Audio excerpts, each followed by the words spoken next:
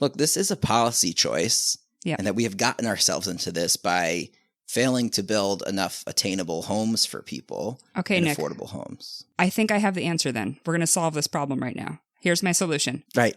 Why don't we build more houses? Right. Did I do Exactly. it? Did I figure You it out? did it. I did it. This could be a pretty quick listen for everybody. 4 minutes and we are out of here. We're just building more houses.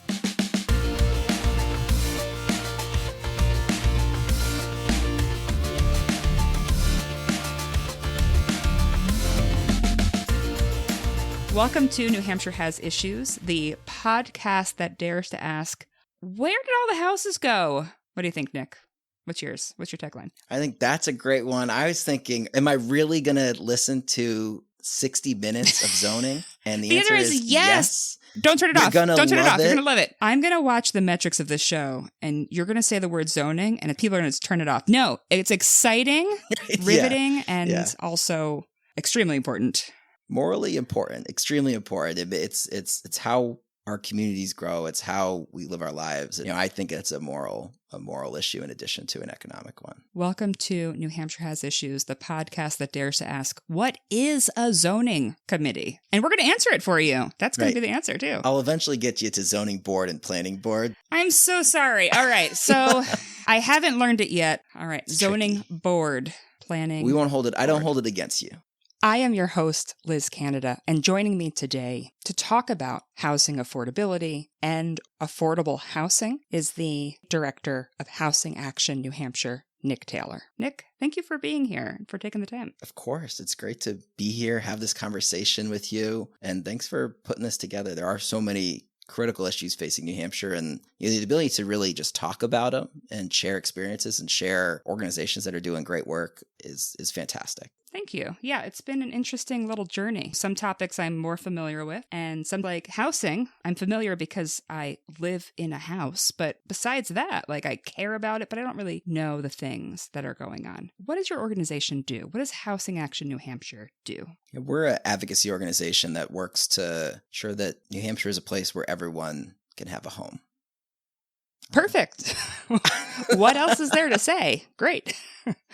Okay, so let's start with a simple question. On a scale of 1 to 10, how affordable is housing in New Hampshire? With 10 being, there are places in New Hampshire giving homes away for free. To 1, which is the opposite of that. How affordable? That you need to basically win the lottery to find a place to live. Yeah. We're closer to 1.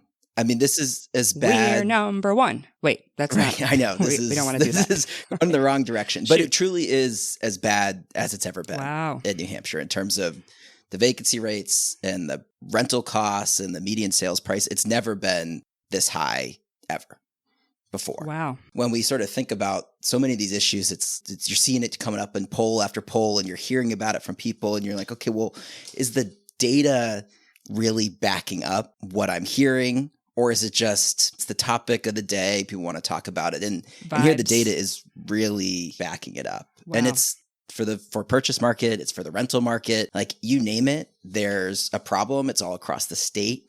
You mentioned vacancy rate, and I've read that our vacancy rate is super low.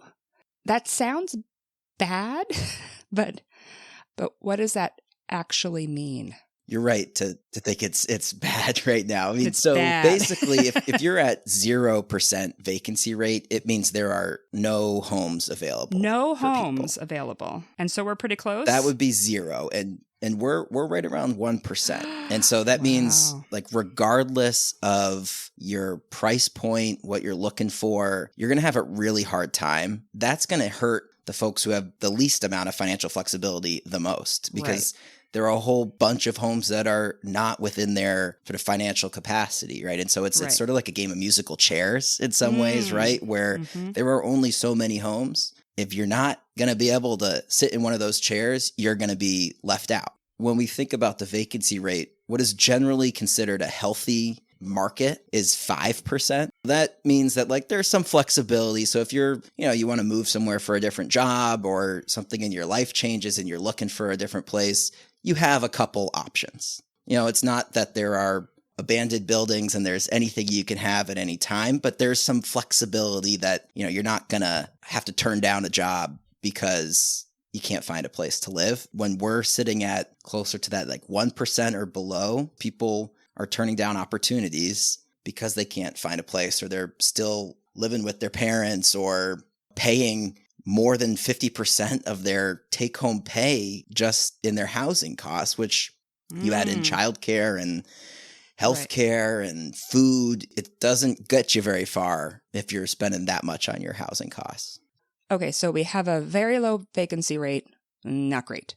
When I think about the housing issue, or I guess just in my own personal experience, I just look back and I think of my housing as being, was I renting? Am I buying a house? Am I roommating? Which I guess is a form of renting, really. What do folks who actually know about the housing issue, what do you all think about? What are the factors when you think about making change around housing? Yeah, absolutely. When we're talking about housing policy, generally speaking, we're talking about either rental units, rental homes for people, or for purchase homes. So if you're buying a home. One of the craziest stats to me on the for purchase market, it took us 18 years to go from a median sales price of $200,000 to $300,000. It then took us 3 years to go from 300 to 400, and only 2 years to go from 400 to 500. Okay, you're saying a lot of numbers to me, which is great. I love numbers. But what does it really mean? You're naturally going to see some increase over time. Right. So like that's not surprising. Right. But the fact that,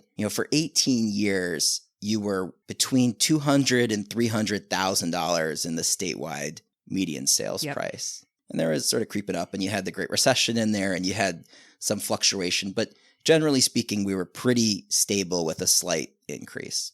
The last 5 years, it really has gone crazy. And that's where you start to shot see up really fast. Exactly. Like when you actually put this graph up, and I whenever I'm giving presentations, podcasts are great for graphs and visuals. It's Exactly. Famously a visual format. That's right. Yes. But you get like audible gasps from people when they look at it, and they're like, "Oh crap, that is wild." I'm sure they say to crap. see it like I'm that. Sure those Exactly. It's like that I'm running. And it's pretty flat for a while, and then there's, a little bit of an incline, but then suddenly it just shoots up, and I'm running up a hill. Exactly. I hate running, Nick. I gotta be honest. I don't like it, no matter how flat. They say decline's tougher on the knees anyway, right? Yeah, I am in my 40s. My knees can't handle a decline. Can't handle any of it, actually.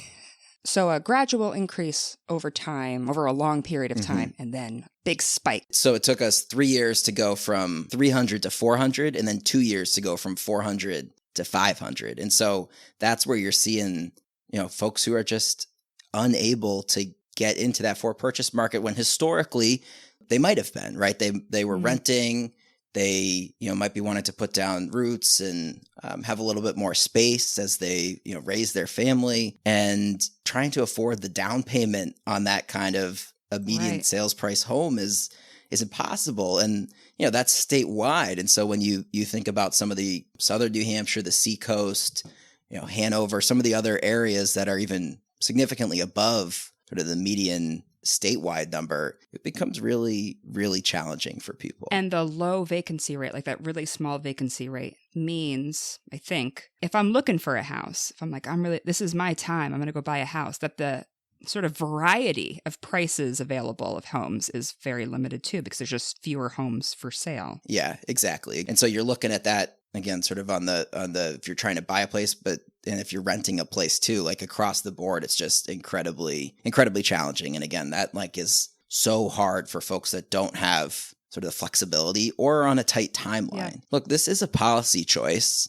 and that we have gotten ourselves into this by failing to build enough attainable homes for people. Why is it not as simple as just go build more houses? The reality is a lot of it would be that way if we would allow folks to build, right? And so there's a couple different factors, and some that we have control over and some that we don't. When we're talking about why are there not enough homes, or why are homes so expensive, we talk about these 5 L's: lending, labor, lumber, laws, and land. All of those factor into housing costs and whether you're building something. A lot of those we, especially in New Hampshire, don't have control over, right? Like we're not really controlling the national supply chains and the interest rates and all of that. But what we do have control over are our laws and then some financial incentives that can happen at the state level. But we are not letting folks build in huge portions of the state anything other than a large single family home on a large lot.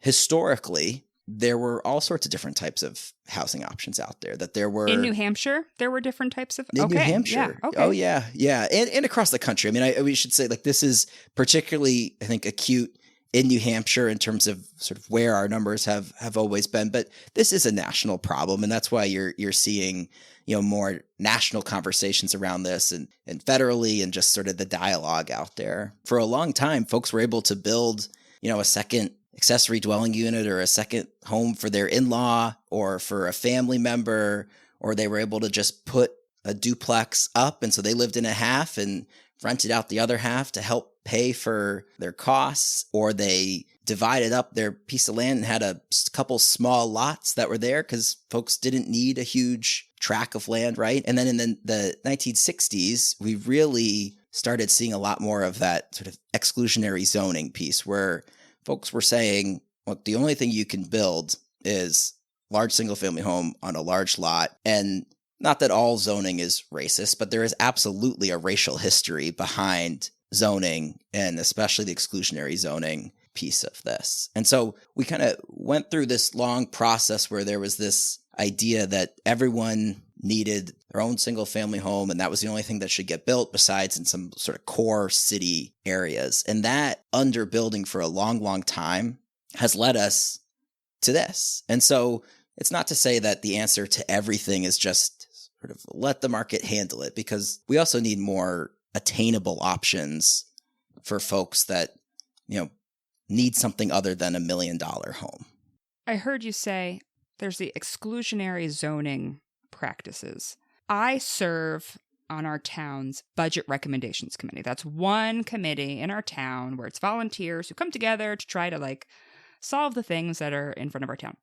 And I know one of those committees is called the zoning committee. What is a zoning committee? It sounds extremely boring. I'm not going to lie to you. And you're saying it's boring coming from a budget committee member. Zing, Nick. Zing.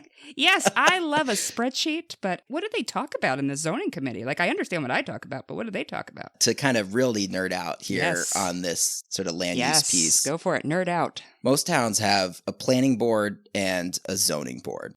Yes. The zoning board is sort of quasi-judicial. And so that would be, if something that someone is trying to build is outside of the existing sort of local zoning ordinance. Like their town rules. This is what you're allowed to do. Right, exactly. If you're a city and the aldermen or city council vote on it, if you're a town meeting town, the voters have voted for it. Those are like your town rules about what you can build where.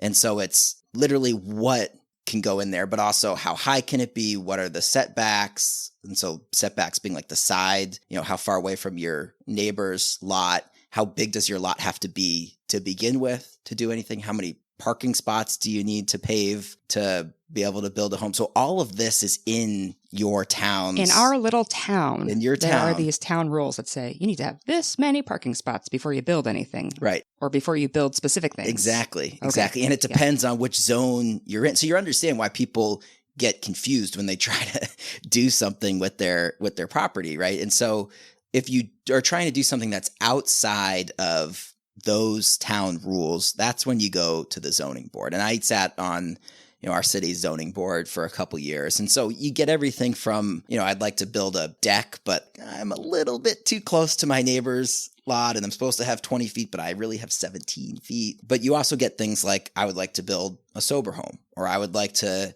build 100 apartments as opposed to the density that would let me build 50.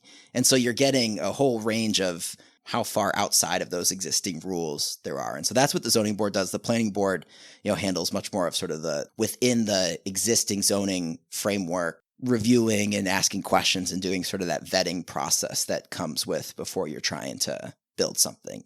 So these zoning boards, these planning boards, they operate within, the town level or the city level. How does the state factor into this? Because if you have some towns that allow things and some towns that don't, where does the state jump into this work? I mean, this is one of the central sort of questions, when we get into sort of the housing policy piece at the state level is like the big issue is this idea of local control and like whose decision is it to allow for what can be built. Right now on most of these, municipalities could already do them, but sometimes they do not. That practice of preventing certain types of things from being built has statewide policy implications. And so like one example of that is this bill that's been moving through the process, House Bill 631. This is sponsored by Representative Ali Murray from Manchester. It's kind of dubbed the Homes Near Jobs bill because it's allowing for multifamily where you allow for retail or office space, taking those aging strip malls and putting housing on top of them, or taking a older office building and turning them into apartments, which obviously not always the easiest thing to do, but it just would allow you to do it. What would then happen is that would be state policy, that you have to allow that. But then the municipality would still sort of say, okay, well, you can't go over this height. You have to have this many parking spots. That's where we start to talk about, well, what is the interplay between local communities and the state when it comes to these policies? And so this is sort of a situation of starting to put some guardrails on how far are we going to go, and like what are some baseline principles that we're going to sort of say everyone has to abide by these, and then you can implement them as your community sees fit, right? It's like this housing shortage in and of itself is a state issue. It's not just a Manchester issue or an Exeter issue or a Keene issue, right? It's not just a city issue either. It's smaller municipalities that can't find a fire chief or teachers to teach in the classroom because there's no homes available, right? And so there's sort of that big picture idea of like, what does local control mean? Does it mean individual property rights? Does it mean central planning? You talk about those issues, but like when you actually think about sort of the practical implications of New Hampshire communities, you got to balance those, and you got to find that happy medium that says, look, we can't go town by town and have everyone individually change their policies. There's got to be some overarching guiding principles that we have as a state that says you should be allowed to do this. Municipality, go implement it how you see fit, but within those barriers. And we've done this before. There's sometimes this idea of like, okay, well, local control, especially on housing and zoning, is sacrosanct in New Hampshire, right? But that's not really the case. When now U.S. Senator Maggie Hassan was governor, she signed the first ADU law in New Hampshire. And ADUs are accessory dwelling units, often sort of in-law apartments. And that allow for ADUs to be attached to single-family homes, and said, you've got to allow attached ADUs anywhere you have a single family. And that was great. You started to see things sort of more loosening up. You had towns that previously said, no, you can't do this, allow for it. A great form of sort of gentle density and allowing more flexibility. But you really had the state sort of guiding the way and saying, okay, this is something that we value as a full state. Let's go allow you to implement it locally. And that's sort of where these conversations are coming up till now, and saying, let's extend that to allow detached ADUs. So like a structure that's not, a basement or an attic or attached garage, but maybe it's a barn. And maybe that should be allowed to be an accessory dwelling unit. And right now about half of New Hampshire communities allow it and half don't. And so that's just saying like, look, again, we got to move that ball forward. What is the rationale for not allowing it? Like what arguments are made to say, no, we don't think you should be allowed to transform your barn into a living space for somebody else? Yeah, I mean, that's a great question, right? And Thank so you. like I've been practicing my question making. That's what we're here for. I mean, so like there's a couple pieces. Sometimes it's just the fact that updating all these zoning ordinances is also confusing and tough, and you have hundreds of pages of zoning regulations, and it becomes, just like a inertia problem, right? Of like, you need someone who's going to go in there and sort of champion it and want to make the change and all that. But you also run into situations where folks like, look, change is hard. Yeah. There's a general feeling of I am here. Things are going well. Why would we rock the boat on this? And that's where you start to get into some challenges around municipal government and just government in general, where the folks who, have time to show up to that zoning board meeting or show up to that planning board meeting or serve. Or know what a zoning board or exactly. planning board is. Right? Yeah. If you've got time to be doing that, you're probably less worried about, putting food on the table and where are you going to sleep at night and all of that. Not to say that everyone that serves on these boards is not well-intentioned, and there certainly are some well-intentioned folks and some folks that I think would love to learn more. But you do absolutely have some people that sort of say, look, this town was perfect the day I moved here, and I don't want to see it change. Because I moved here. Right, because because I arrived. Yeah. Perfect. I arrived here. The town had never been better at that moment. That's right. And I'm never going to do anything about it. And it was really interesting. I mean, we had a public hearing on a bill this year, and you had someone who was testifying on the bill, and they were in opposition to it. It was a bill that would, change some zoning laws. And the person was, tearing up, and they were saying, look, this change of the community, I want to be able to hand this community down to my kids and have them live there. And you had a member of the House Housing Committee who said, it's really interesting you bring that up, because I'm in support of this bill for that exact same reason. Is I'm worried my kids won't have a place to live that they can afford in this community. And so you get people that, sometimes are coming in and are afraid of that change and don't know what it will look like. And you have the other folks who are coming in and saying, look, we're going to grow. The question is, how are we going to do it? And how do you balance sort of the things we all love about New Hampshire and our communities with the need for more housing options? And, oftentimes those things aren't in conflict with each other. There's ways to do this that make sense and are thoughtful and smart. And when we start to allow for more density in certain areas, it also allows us to have more conservation in other areas, right? And so you sort of, go against these sort of just like urban sprawl and suburban sprawl and all of that. But basically you get down to this idea of change and how tough that is for people. And certainly there are still some folks that would prefer to keep no new people moving in and don't want to become another state that might be towards the south of us. Right. Let's say I am upset. I've heard you talk about this, Nick. I'm mad. I'm like, wait, I think my town doesn't let me do this. Right. How do those rules change? How does a town decide their rules are outdated or they need to revisit them? Like, what is the process for making change in a local community? Because that's like as local as you can possibly get.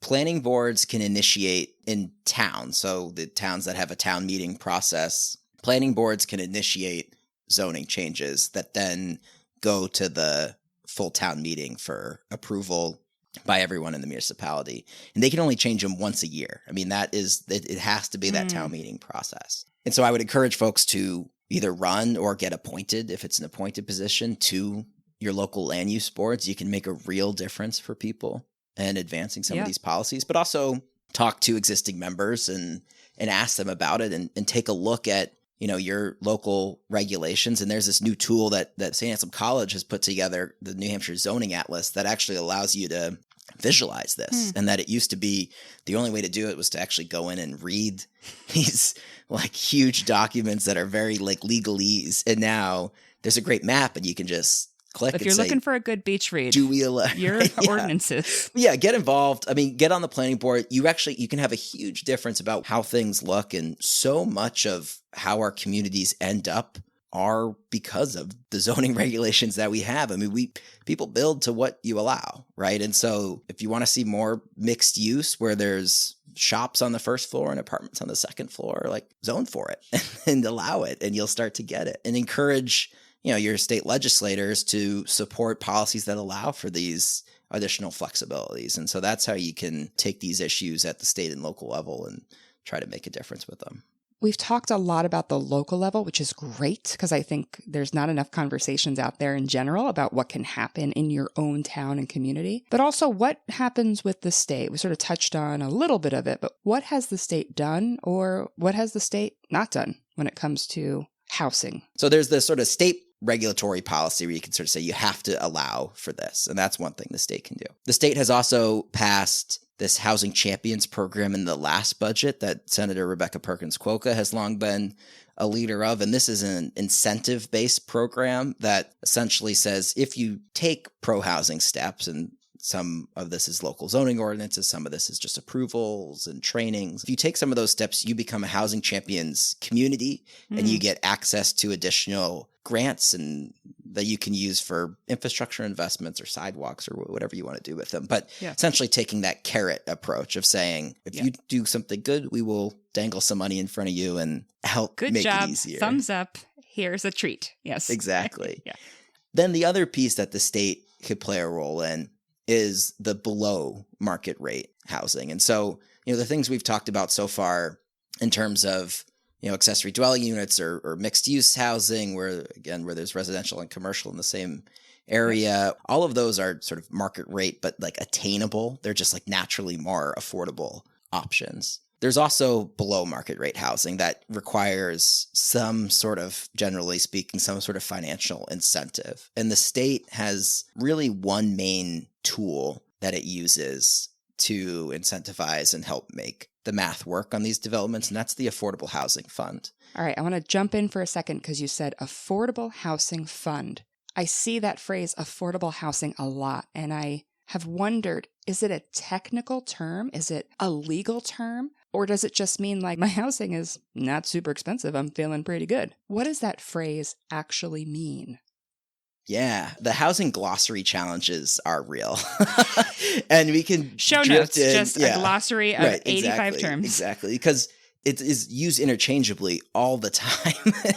And so there's a couple ways to think about it. Affordable housing, lowercase a, that's just like affordable, is you can have affordable housing for anybody at any income level because generally affordability is defined by HUD, and it's generally best practices around 30% of your income going to housing and no more than that. Now, a lot of folks 30% or less of your income going to your all-in housing costs. Yeah, absolutely. So then it is quote unquote affordable lowercase a. Yeah, exactly. So some folks, that's the mortgage that you're paying on your single family house would be affordable to you using that 30% threshold. Sometimes that needs to be a smaller figure that living in a studio apartment, and that's what would be affordable to you. So sort of that lowercase a is just generally speaking no more than 30% of your income going to your all-in housing costs. Capital A, Affordable Housing Fund, generally connotes some sort of legal financial incentive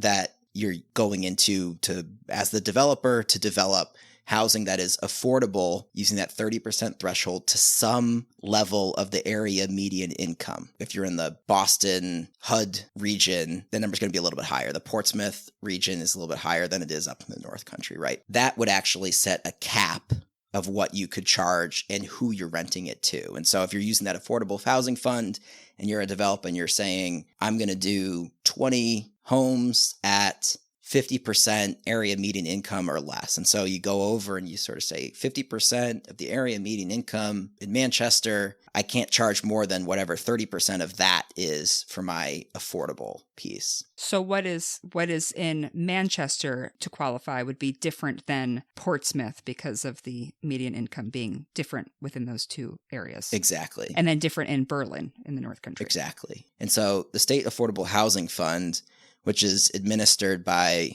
New Hampshire Housing, is low interest loans and grants for below market rate housing. And so this is things that are required to be set at a lower cost. And oftentimes there's income verification to make sure that, whoever's living in them, qualifies and is truly sort of making at whatever level the sort of proposal originally had that got the approval. And so the State Affordable Housing Fund is a big, big tool when it comes to being able to do this. Now, there's also a whole bunch of federal programs that folks also use to develop affordable housing, and New Hampshire Housing administers a lot of those locally too. The financial incentive piece is a big issue around the state budget every 2 years and around additional sort of appropriations. About 6 years ago, I think it was 2019, we, for the first time ever, created a ongoing funding source for the Affordable Housing Fund. And so we said, the first $5 million collected by the real estate transfer tax each year just goes directly to the Affordable Housing Fund to help fund affordable housing projects. And, there's been additional appropriations, with some of the federal COVID dollars to the Affordable Housing Fund. But that's one where we're really advocating for the legislature to step up and continue to fund that, increase the annual appropriation from the real estate transfer tax, and make an additional appropriation into the fund in this budget cycle. Who are the folks who are working on this? Who are the movers and shakers, whether it's at the local level or at the state level, who are trying to solve, I don't even know if it's possible to solve, but trying to work on this housing affordability, housing availability options? It's great. I mean, there's a really broad coalition who are concerned about this. And it's starting to come up even more and more when people are asking their memberships, like, what issues do you care about? It's really interesting. And I'll talk a little about sort of the legislative coalitions as well as sort of the outside the dome coalitions on the regular people, the people outside. Yeah. Well, both the regular people and the organizations that you may all recognize, right? But AARP is a great example. Like AARP sort of jumped in on the accessory dwelling unit legislation because it's a great way for retirees to find a place that is in their community so that they can stay around their family and friends. And maybe it's because they want to downsize and live in that accessory dwelling unit, or they want to live with their kids, and so that they can handle some of the childcare and be around the Just family. Had that episode a few weeks ago, needing childcare. Yeah, that's right. You start to solve a lot of these other problems by kind of going back to some of the intergenerational living and some of the different options, or, just having some additional independence, but flexibility. And so we've worked also on the ADU bill with the disability rights community, because that's another great way to either, have some independence for, an adult child who can live independently, but like to have sort of that network nearby, or, having a caregiver who, is providing, something close to, sort of 24/7 care or regular care, who's living on the property too. Right. And so the disability rights community has jumped in on the ADU law as well. The business community, this is an issue where they are hearing time and again from their members and their businesses and the large employers in New Hampshire that they can't find workers to be able to grow. And so you have the chambers of commerce and the BIA working on this too. And certainly, there's some great work being done by, Stay Work Play and 603 Forward and Forward Foundation and the youth movement and some of the other sort of younger, organizers who are hearing from the working age, young adults, folks who are just graduating college or entering the workforce from the trades, who are saying, where's my opportunity to live here? Like, I want to stay, but I can't possibly afford it. So it's a really broad coalition of organizations who are doing this work. There's also some incredible institutional players who do some of the lending on this that are doing great work. I mean, New Hampshire Housing, as both a lender and an educator on the work that they do with the financing piece, but also the research piece to make sure that folks have the best up-to-date data. The Community Development Finance Authority, they do some great work to help sort of turn old mill buildings and other tax credit programs that help revitalize things. So then all of this comes together into some really interesting coalitions at the legislative, like under the dome state house level work. And a lot of it depends a little bit on, like, is this a funding bill? Is this a regulatory bill? But, we've seen some of the regulatory, like allowing for accessory dwelling units or allowing the homes to be built near jobs pass with, like half of the Republican caucus and like 2/3 of the Democratic caucus. And so you end up in these coalitions that are unlike so many other sort of the hot button issues of the day. Yeah. Right. Because you have some folks who are coming at this from the moral imperative of not pulling the ladder up when you got there and allowing people to have more options and, looking out for your neighbors. And you have some folks who are coming at this from a property rights perspective of like, I should be able to do what I want with my property. And it leads to some really interesting coalitions. There's that word interesting. The word interesting does a lot of heavy lifting in a lot of these episodes, that's for sure. Do you see things moving in the right direction this year? Like, are we going to see a noticeable difference this year? Is it going to take some time? Like, what happens next? You've got these interesting coalitions working together. Like, what is the path forward from here? The story is yet to be written, I think, in terms of this session around how things finish up. right? We have some really positive progress so far with the number of proposals that have, either made it through the first chamber, or some have made it through both chambers, and we'll have to deal with the committee or conference. Right. When the two sides, the two chambers get together in a room, they're like, all right, let's duke this out in a committee. Let's do this. Exactly. And then things will go to the governor, and she will, have to sign some of these regulatory bills if they're going to have an impact. That piece is still TBD, but there's a lot of progress there. The funding piece is essential to be able to hit that whole housing continuum when it comes to the affordability piece, when it comes to making sure that our emergency shelters are funded, that the transitional housing and supportive housing options are funded. And so you can't have one without the other. And it's not going to be a successful session unless we get both through, because we've got to be able to hit folks at all levels of the income spectrum who are struggling with this. The other challenge, and what I think makes housing such a tough, in some ways, sort of political challenge to solve, is that it took us decades to get here.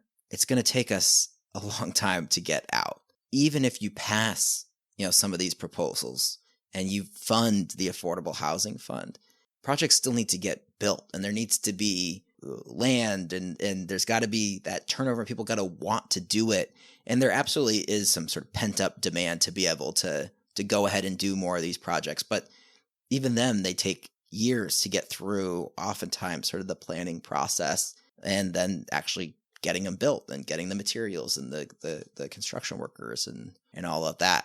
It makes it really challenging that you can have a great session, but at the end of the day, there are people who need help right now, and don't have a place to stay right now, and are putting 70% of their income to their housing right now. Yeah. And that is a real challenge, because you're not going to see things change overnight, even if you pass a huge package of policies. But it does point us in the right direction, and that I am absolutely optimistic about.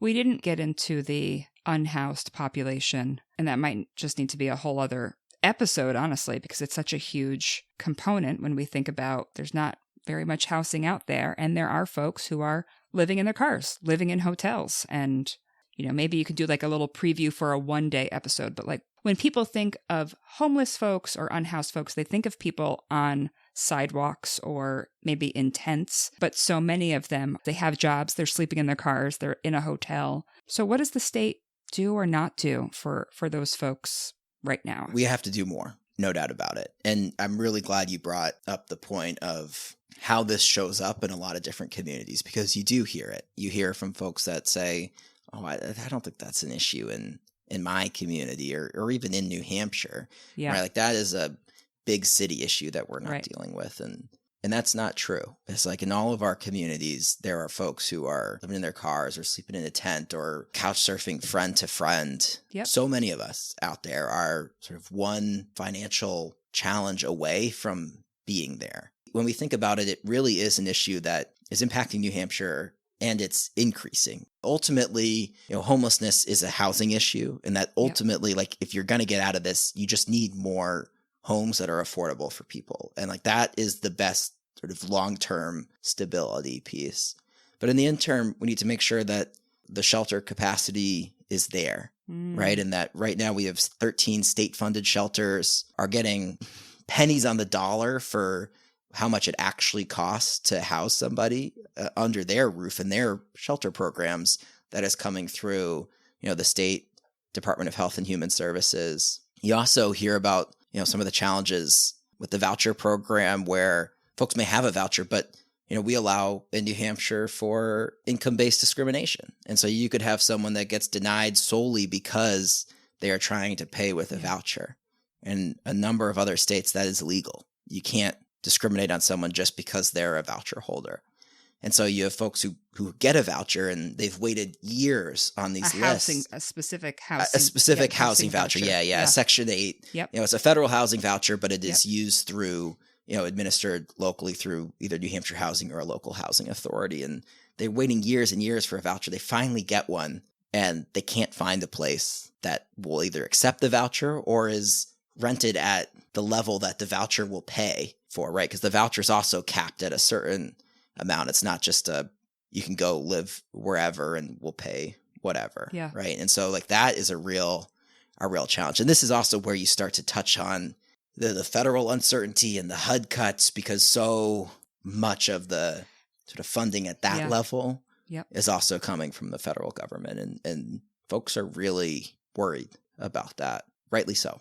Rightly so. Yeah, there are a lot of changes that are going to impact people, definitely. Nick, thank you so much for sharing more about like why don't we have enough housing in the state, what folks are doing about it, whether it's your organization or lawmakers, or how to get involved at the local level, and queuing up another huge issue, which is for folks who are unhoused, unsheltered, like, you know, I think that's a whole other episode that we need to dig into, but thank you for sort of enlightening us to get started in that way. So thank you for being here. Of course, Liz, thanks for hosting this conversation, for inviting me on. I mean, it really was such a fun time to like talk through these critical issues that are facing New Hampshire, what we can do about it, and how we're going to make progress by working together. And everyone should go find their planning board and zoning board. Read all of the rules this summer. Liz Canada's summer reading list. Or at least, if this is something that you care about, you're someone they can reach out to. Absolutely. So folks who are interested in learning more about this, definitely reach out to us. They're Housing Action New Hampshire. If you're looking for something even in your community, we can help put you in touch with folks who are doing this work on the ground in your town or in your region to be able to help you through it. And if you don't want to read your full zoning, why wouldn't you? Ordinances. You can go to the zoning atlas. Don't talk it down. Talk it up. It is exciting, riveting. Right. Tables of dimensions, factual, lot sizes, setbacks. It's a real right into the show. What was your favorite zoning ordinance that you read this summer? That's what we're going to have in the fall. You don't have to start from square one. You don't have to try to figure it out on your own. That your organization is here and you all are already plugged in and can plug people in. We'll have in the show notes your charts and graphs that if this were a video podcast, we would have blown everyone's minds. Right. Wait till the YouTube channel starts to blow up. We'll come back. We'll walk through the slide deck, all the numbers. Yikes. And next slide, please. It'll be perfect. That'll get people to tune out. That's right.